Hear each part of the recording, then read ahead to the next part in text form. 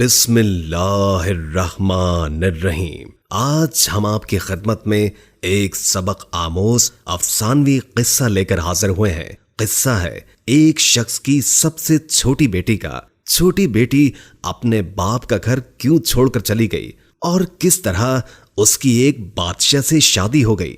जानने के लिए वीडियो को आखिर तक जरूर देखिएगा।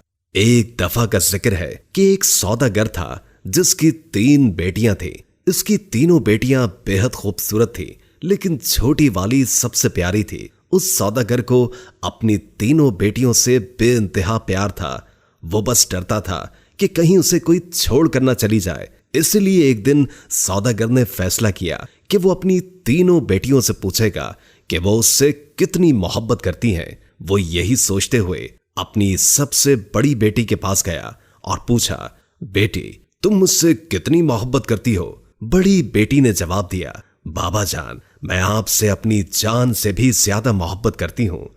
बाप ये सुनकर बेहद खुश हुआ और अपनी बेटी को एक कीमती सोने की माला दे। फिर वो अपनी दूसरी बेटी के पास गया और उससे भी यही पूछा कि बेटी तुम मुझसे कितनी मोहब्बत करती हो? दूसरी बेटी ने जवाब दिया, बाबा मैं आपको इस पूरी दुनिया में सबसे ज्यादा चाहती हूँ। बाप बेटी की बात सुनकर खुश हुआ और उसे बहुत सी सोने की अशर्फियां दी। अब सौदागर अपनी सबसे छोटी बेटी के पास गया, बेटी तुम मुझसे कितनी मोहब्बत करती हो? सबसे छोटी बेटी ने जवाब दिया कि नमक के बराबर। बेटी का जवाब सुनकर बाप को बहुत गुस्सा आया।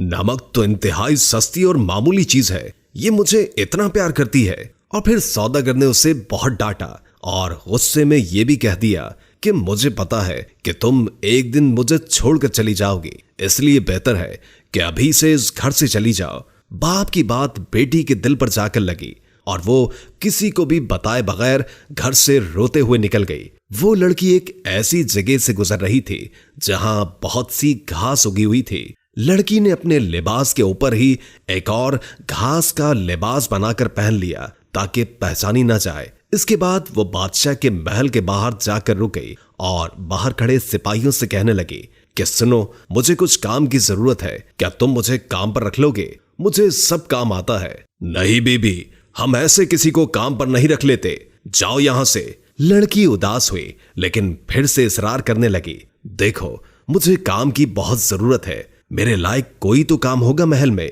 इससे पहले कि सिपाही इनकार करता, एक बावर्ची उनके पास आकर खड़ा हो गया। उसने शायद लड़की की बात सुन ली थी। उसे लड़की पर बहुत तरस आया, इसलिए उसने लड़की को अपने साथ रख लिया। बावर्ची ने उसे सारे काम समझाए और उसे उसके सोने की जगह भी दिखा दी जहां और भी औरतें थी। किसी को उस लड़की का नाम तो नहीं मालूम था, तो उसका घास वाला लिबास देखकर सबने उसका नाम घसियारी रख दिया। अगले दिन महल में हलचल मची कि बादशाह एक बहुत बड़ी तकरीब का इनेकाद कर रहे हैं, उसमें हर कोई शरीक हो सकता है। तमाम मुलाजिम औरतें अपने आप को संवारने में लग गई। जब तकरीब का दिन आया तो घसियारी ने जाने से इनकार कर दिया और कहा कि उसकी तबीयत ठीक नहीं है, और फिर सब उसे आराम का कहकर चले गए। कुछ ही देर के बाद घसियारी उठी, अपना घास वाला लिबास उतारा और एक खूबसूरत सी पोशाक पहन ली जो वो अपने साथ लाई थी, और फिर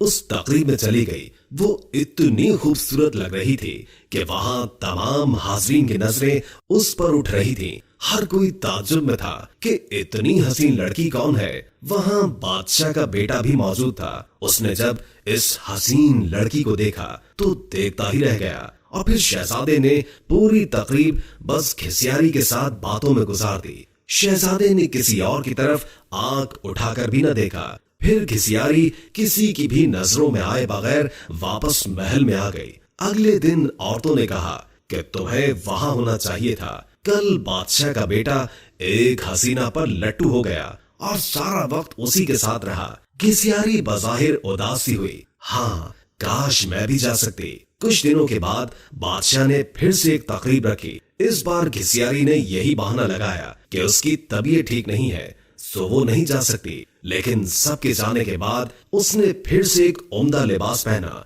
और तकरीब में चली गई। शहजादा उसे देखकर बहुत खुश हुआ और एक कीमती अंगूठी उसे तोहफे में दे दी। फिर तकरीब खत्म होने से पहले ही वो वापस महल में आ गई। दूसरी तरफ बादशाह का बेटा सौदागर की इस छोटी सी बेटी पर फिदा होकर रह गया था। उसने फैसला किया था कि वो अपने बाप से इस लड़की का जिक्र जरूर करेगा। अब अगली तकरीब शहजादे ने खुद जानबूझकर रखवाई ताकि वो इस लड़की से मिल सके, लेकिन इस बार घिसियारी न आई। शहजादा उदास हुआ।